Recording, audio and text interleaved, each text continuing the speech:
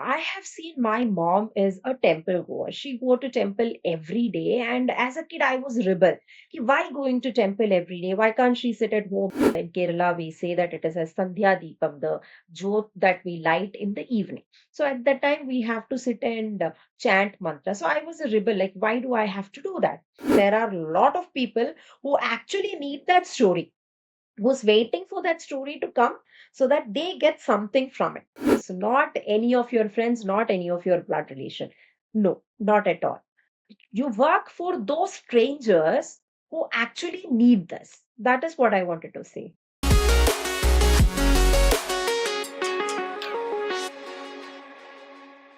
Hi, everybody. Welcome to another episode of Rashmi Conversations. There wouldn't be a lot of us who haven't heard of the book series Jackson or, say, Harry Potter. Uh, but unlike Harry Potter, Percy Jackson is actually based on is inspired by the gods and goddesses of the Greek mythology. There are not a lot of such stories in India. And sadly, today, our children in India are not very well aware of the Indian gods. And this is something today's guest is out to change. Welcome, Manisha. Manisha Vishal is an author and a corporate trainer. Manisha, I'm so excited to have you here. I know you published two books and I've read a few of them. My son is 16, but I actually shared a book which you wrote with a neighbor of mine and the kid loved it. Um, you know, First to start with, tell me a little bit about yourself, Manisha. Much, Rashmi. Thank you for the introduction as well. Yes. So first I'll start with who I am professionally, then we will move ahead. So professionally, I am a soft skills trainer. I have been training people since 15 years and associated with some brands like IOCL, Prestige, Samsung, and so on. So, training and human connection was always been my love.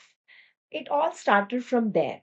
So when we are in training, it is very important that we give some human connect, and that connect is always created using stories. And in all my sessions, I make sure that I create some stories and tell, and that's where my love for the stories started. Like, it is easy to connect when you just give some random examples. People are not really able to grasp it. However, if you're giving some stories, it suddenly like starts a spark. Huh? Like, that is right. This is what has happened. And as you rightly mentioned, Rashmi, Greek mythology and the characters in Greek mythology like Zeus, Athena, Hercules, a lot of people know. When it comes to Indian mythology, it is very limited. They know Ramayan, they know Mahabharata, they know Bhagavad Gita. But Indian mythology is not limited to these three books. We have an ocean of books. We have Samhitas, we have Upanishads, we have Itihas. A lot of things are there, which is centuries ago it was written. Even before the Greek mythology was written, it was written. However, in the mainstream it has not come yet. So my focus and my interest is basically to make sure that we are bringing those stories to the light. So when kids compare like Athena with Krishna, and they talk about Krishna the way they are talking about Hercules, is when I will feel that yes, I have created a change in the history, or I have created a change in the world of storytelling. I get that a lot of people have interest in Indian mythology, but Mhm. what triggered this journey of actually making these stories palatable to today's children? Today's children who are in the age of digital, who are in the digital era, who scroll through the phones, who don't have the patience for consuming content. Why did you decide to embark on this journey? Yes, so I'll have to start a little bit earlier from my childhood, which will create the connect basically. So, as a kid, I have seen my mom is a temple goer. She go to temple every day, and as a kid, I was rebel. Why going to temple every day? Why can't she sit at home and pray like my dad does? Because he was like, God is everywhere. That concept. So in the house itself, it was always a tug of war. Who is right? Is dad right or is mom right? Then my mom started to make me chant mantras in the evening, like Sandhya Deepam, we tell like from Kerala. In Kerala, we say that it is a Sandhya Deepam, the jot that we light in the evening. So at that time, we have to sit and chant mantra. So I was a rebel, like, why do I have to do that? Then slowly, slowly, as and when I grew up, I started reading about the creation of idols, the stories behind the idols. Each part, why is it different? Why is it so relevant? Then I felt a connect. And being a child, I was a child who was from the age of Ramanand Sagar.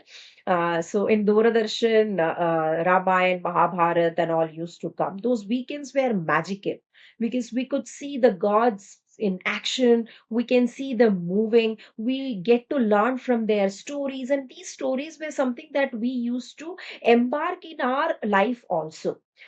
However, I noticed this when I had my own kids, that today's kids are so much detached from Indian mythology. And all this triggered from one question. But one fine evening when we were having our tea and chilling out, my son asked me a question. Mama, why did Abhimanyu went inside the Chakravyu if he didn't know how to come out? So that was the question which triggered me. Though I was able to give him answer, but that question led to another, then another, and I was telling him the stories. So when I was telling him stories, my husband is the one who asked me that you're telling stories so beautifully. Why don't you write it also? Why don't you put it across so that others can also benefit? So that is the time when I got this trigger. Ha, I can do something about it. I was talking to some of the kids random in our society also. I go to schools for training, so I was talking to some students as well as teachers in the school, some parents, like mom's group I am in. So I was talking with them as well, and I understood that mythology has no connection in their life, and the stories that they know is also very very limited, like as I told, the three one, Mahabharat, Ramayana, and Bhagavad Gita. In that also they don't know the entire story, entire concept. They know only bits and pieces. So all these things put together, I thought that this is an area wherein I can create a change, because it isn't a sudden change. So as a trainer, to an author, a storyteller, it is not actually, I cannot call it as a conversion. It is basically a growth, step by step growth. So right now, my focus is to make sure that Indian mythology is equally getting accepted across the globe. So as I told you, when kids start comparing, or when kids start giving examples of Ram, Lakshman, or Hanuman, or Krishna, is when I feel that yes, I have created a change, and that I will call as my success as well. Today, you have written two books. So, just for the audience to understand, what Mhm. is the focus area that you started with for these two books? You said there's no dearth of mythology stories in our culture, but what did you Mhm. choose to start with? Okay, so my first book was The Fractured Lullaby, which was my trial and test, I can say. It has nothing to do with mythology. I just wrote something, a futuristic book, which has a lot of emotional connects, a futuristic kind of science fiction I was writing. And I was able to connect some of the stories from the mythological perspective as well. And while I was writing, it was, as I told you, it was only a trial and test phase. So I wrote that book and I published it in Kindle. So it is available in Kindle. So I published it over there. Then, when I was reading that book again and again, I understood that it could have been better than what I wrote, to be very honest. Then again, I actually wanted to choose one genre in which I can write. So, my second book, The Whisper of Legends, wasn't the actual second book. I wrote a lot of stories after that, short stories, some from Itihas, some from parables, some from mythology. I was writing short stories. However, I wasn't satisfied. Like, I wanted to make sure that it is getting connected to the modern kids. So, if you are getting stuck, if you face fear, if you face emotional challenges, how are you going to come out of that situation? That is what I wanted to connect these stories to. So then I started writing in a way, like different settings. For example, you can say that a kid who was from a very poor background suddenly got a purse on the road which was filled with money. It had credit card and everything, but even after his circumstances he decides to give it to the owner, as the owner's address and everything was mentioned in that wallet. So he decides. So, for that decision, what is that mythological bit that you can take? And whose stories did you remember that, okay, this is good that if I give it back?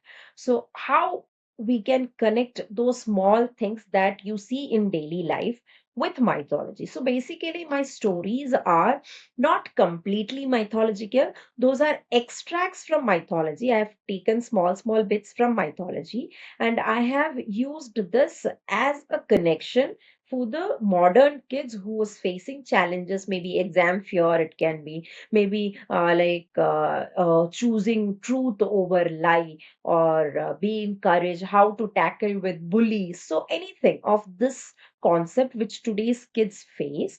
So that which story is the one which you can use to make sure that you think right. So that's how the stories are carved. That is why the parents with whom I have shared the books, they have also told that after reading the book, they were able to connect, because this is not something fancy. It is something that you see every day. Even in my family, if I tell the real inspiration, if in my family, when I want my kids to think and reflect on something that they did, I don't tell them what is right, what is wrong. I create and tell a story, and then I leave it open. I let them think, I let them decide, and then come back and tell me what they did. Is it right, or can it be better? So that's how I understood that I'm a person who believes, who has a strong belief that every kid has a hero within. And you only need a story to awaken them. And that is all about Whisper of Legends, Small Heroes, Timeless Courage, my second book, which is again available on Amazon, Flipkart, and Notion Press. So this journey that you have started of writing as an author automatically Mhm. now makes you an entrepreneur, because while you are an artist and you're creating stories, the fact of the matter is that you are now going to be in the ecosystem of financial planning and all of these to ensure that you're sustaining and you're growing consistently, right? Mhm. So, as a young budding author, can you share Mhm. what was your perspective on how to launch? How did you do your financial planning? And how did you, say, make a 3 year plan or a 5 year plan on how you're going to measure success versus financial conservatively spending? Because I think there are not a lot of people who can go all out, and there must be a lot of aspiring authors. Everybody is not having the financial power to go all out, right? So, how do you tackle that? Very good question, Rashmi. And I am one among them who cannot simply go out and spend a lot and then publish a book. Okay, so talking about my publishing journey, that's really wonderful to share as well. So, my first book was The Fractured Lullaby, which, as I told you, was a trial phase. So, I did KDP, Kindle Direct Publication. I wanted to see how was it, and I wanted to understand the publication as well. I want to see what are the options which is available. So, after doing a little bit of research, I did Kindle publication. Now, the challenge here was that even if you are publishing it in Kindle, there are certain formats that you have to follow. Because when we write it either on a paper, or we write it on a notepad, right, or a Word file. But when you're publishing, there are a lot of things that you have to follow. They have a specific format of length and breadth to be maintained, number of words in a page, the spacing which should be there. So all of this is important. So all this I could understand by the first book, The Fractured Lullaby. Now the second book, The Whisper of Legend, Small Heroes, Timeless Courage, it I wanted to do something big with it because this is a book which I was sure that is not just a book, it is a bridge which is going to connect the kids with the mythology parables. So I wanted to make sure that it is giving that it is getting that kind of reach. So yes, I contacted couple of publishers, a lot of publishers. Then I did a lot of meetings with them, went from office to office, and what I realized was most of them, they don't entertain new authors. They want somebody who was established, because with that name it is easy to sell the book. So if you have to publish with the good publishers, your name should be established, only then they are ready to take it. And there are some other publishers who are ready to launch you. However, you have to edit your book according to the market potential. So basically, half your story will be in the scrap. That's how it is going to be. So I was not ready to do that because I wanted to stay authentic. I wanted to stay real, and I wanted to stay the stories as it is, because we have done writing, we have done the editing, we did a lot of changes in that, and we have formatted it in such a way that it is relatable. So I wanted the story to stay as original as possible. So that is when I realized that publishing it with a publisher is not going to work unless until you are ready to spend some hefty amount, like in lakhs. Then I was exploring a lot of options which is available in market today, and I found a self-publishing platform wherein you can publish your book on your own. Now, when you're doing that, see, with KDP, the concern is that they don't have, Amazon doesn't have any kind of printing press in India. So it will be only available in Kindle. You will not get a hard copy or a paper bag if you're publishing only in Kindle. And India is not that open for Kindle as of now. Less than 30 percentage of the public who is using Kindle. Remaining 70%, they still prefer holding the book and reading. That's why I wanted to explore another publication. Now I found a publication which is the Notion Press, which gives us the option to publish with a very minimal amount. I did my book publishing with them. Now, when you self publish, again, you have to do everything. You have to do editing, you have to do the page alignment, you have to make sure the numberings are done properly, you have to make sure that the margins are kept proper. So, in short, everything in pages, if you are putting the images, you have to make sure that the brightness is in line. So, my book, all the images, all the illustrations are done by my husband, Vishal.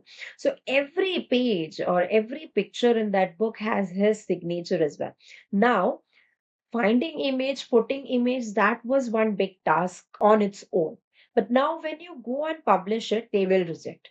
They were telling that the image clarity isn't matching with the printing clarity. Now, they Hmm. won't tell which page isn't matching. This will simply tell that it is not matching. Then we were sitting and reducing the brightness of each and every image one by one before publishing. And finally, it got published. Now, one step ahead. Publishing, still okay. Now, the big problem here is marketing. Marketing isn't an easy job at all. Unless until you have very good number of followers on your social media pages, it is really difficult. So we approached some of the marketing companies, marketing social media marketing and all they do. But again, the charges are like high. So what we decided is that we will do the marketing on our own based on the resources which is available. So what we are doing is we are creating ad of our book and putting it in our Instagram page. So I have a page Musing Money, in which I put the advertisements as well as I put short stories. Stories not just from like Mahabharat, Ramayana and all. I put from Upanishads, I put from Itihas and all. So it is there. So in there only we are doing the marketing also. Also we are sharing it with like collaborations we are doing to see how well we can market. So publishing on its own is a task, as a mountain. Once you do that, the next is the marketing. Again, if you are a fresh author, if you are a new author, I will suggest it is better to go with as minimum resources as possible, as minimum financial spend as possible, so that slowly you go. Otherwise, what will happen is you will spend a lot of money, and you may not get that kind of result. So, as I was telling, my focus is to bring Indian mythology into mainstream. So, this is not going to be my last book. I am writing more and more. So, as and when the number of books increase, is when I am actually planning to spend on marketing as well, so that when I spend that money, it is justified. With one book, spending that money isn't justified. So, when I have that 4 to 5 collection, that these are connection stories of parables, mythology, everything is in there, then I will be publishing it in a way, then I will be taking it ahead in a way that, okay, I can spend on the marketing as well. I'm really curious. You spoke about when we just met and we started interacting about having this podcast interview. You spoke about how after speaking to some parents and observing today's children, you wanted this to be a way to impact child mental health positively. Why? Mhm. What is the correlation between your stories and mental health in today's uh, era, you can say? Great. So, Rashmi, have you noticed that today's kids, most of the time, they are into quick entertainment? They Yeah, prefer so watching true. phone, yes, reels, then mobile games, and all those things are what they are interested in.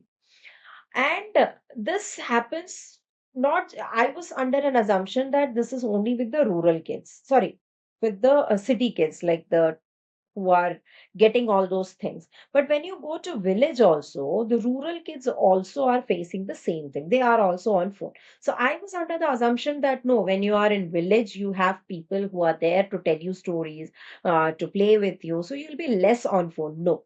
Today it has completely changed. Irrespective of where you are, urban or rural, doesn't matter. Kids are on phone, because of which their attention span is very less.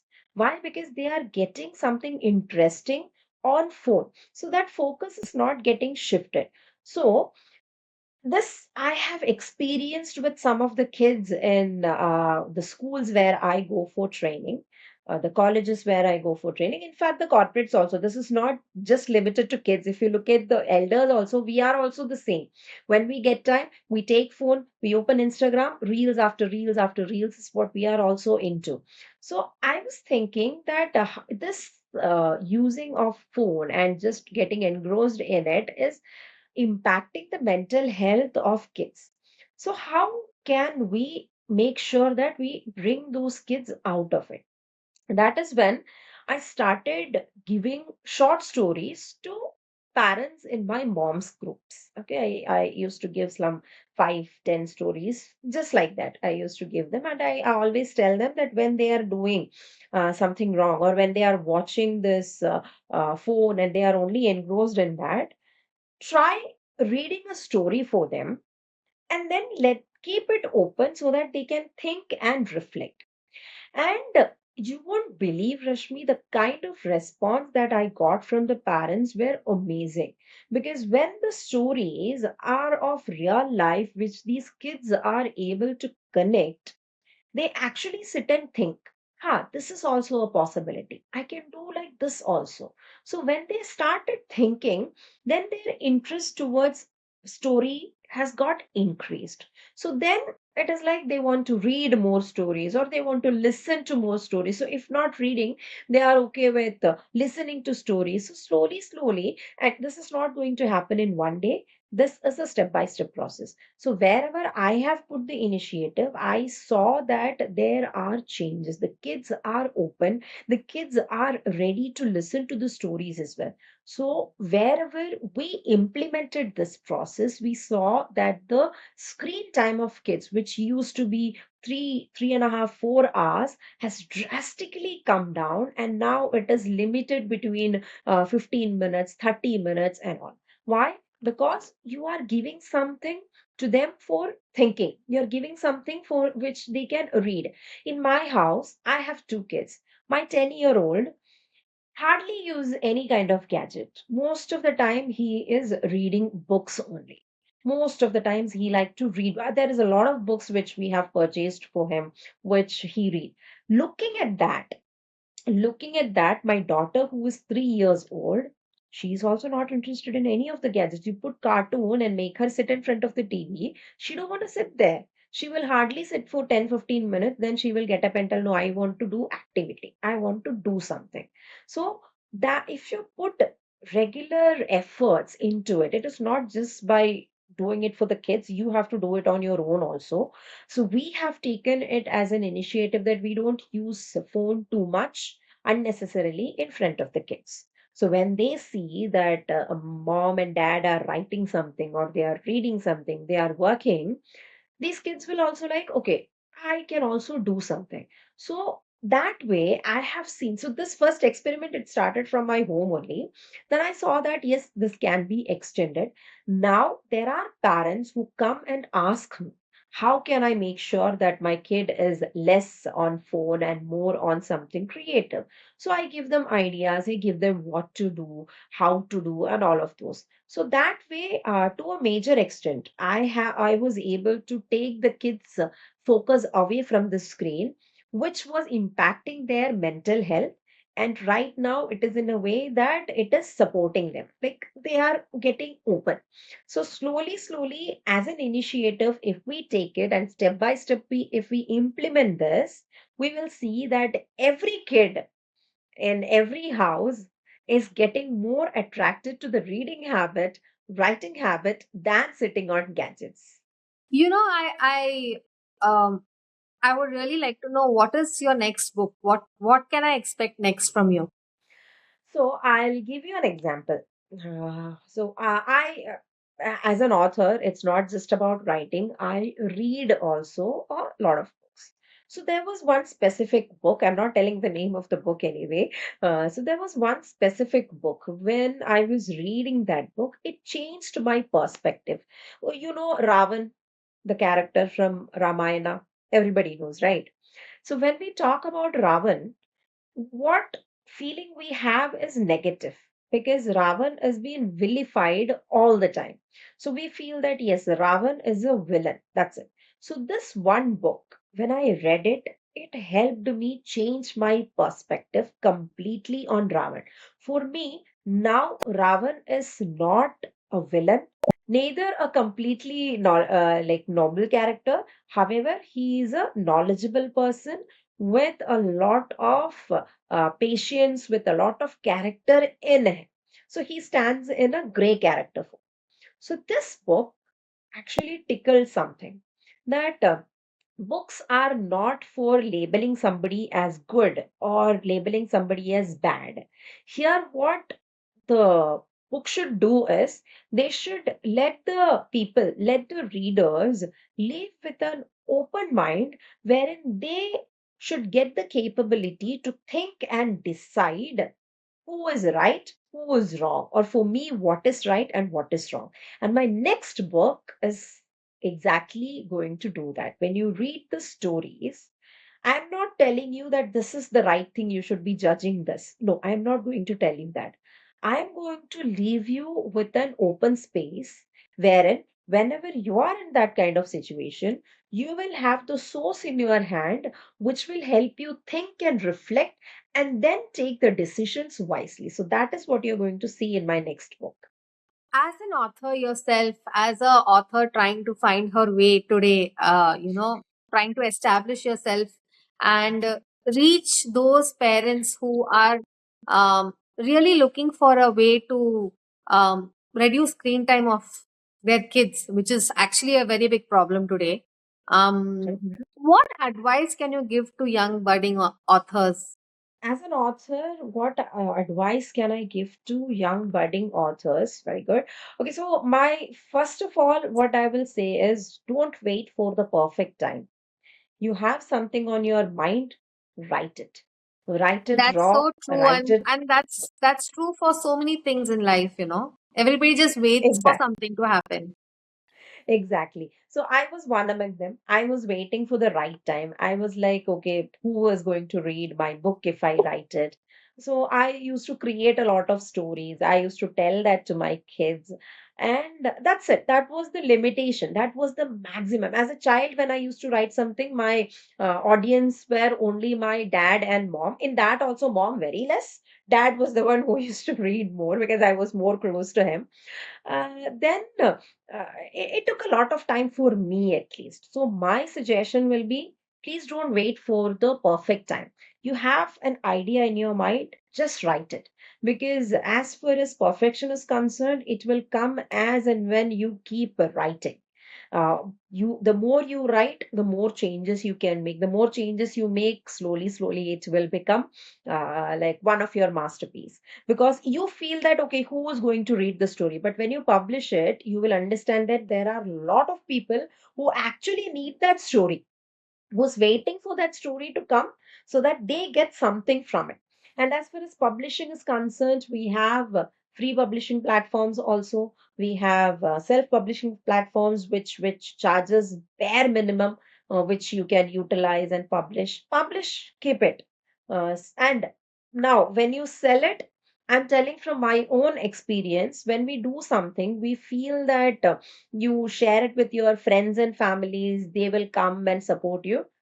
You cannot expect any kind of support from your friends or family, because if you believe that they are going to come and support you, yes, they will definitely when you become successful. Until that time, you are on your own. So there is a very famous shloka which is from our Vedas itself. It is mentioned, it goes like this: karmanye vati karachya ma bhaleshu katachita, which means you have the rights to your action, you don't have the rights to the fruit of it.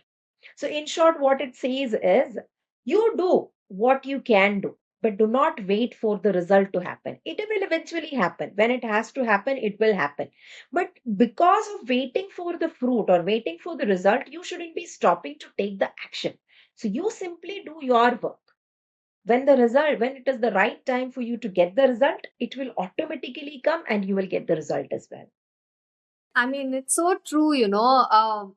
When I started this YouTube channel, uh, literally, I had more strangers subscribing to my channel than my friends and family, and I feel so grateful to each and every subscriber. And the fact that you know, when you reached out to me, when we connected, it felt so good. It gratified my efforts that yes, there is someone watching. I always just felt like, am I just doing something which is not headed anywhere? And you're so right. I mean, it just strikes a chord with me also what you just said. Just wanted to add one last sentence. I wanted to tell you that the actual supporters, who is the actual supporters of your work, the strangers who will look at your work without any kind of judgment. They are watching you or they are reading me because they want to read me or they want to watch you. Those strangers are the actual supporters, not any of your friends, not any of your blood relation. No, not at all.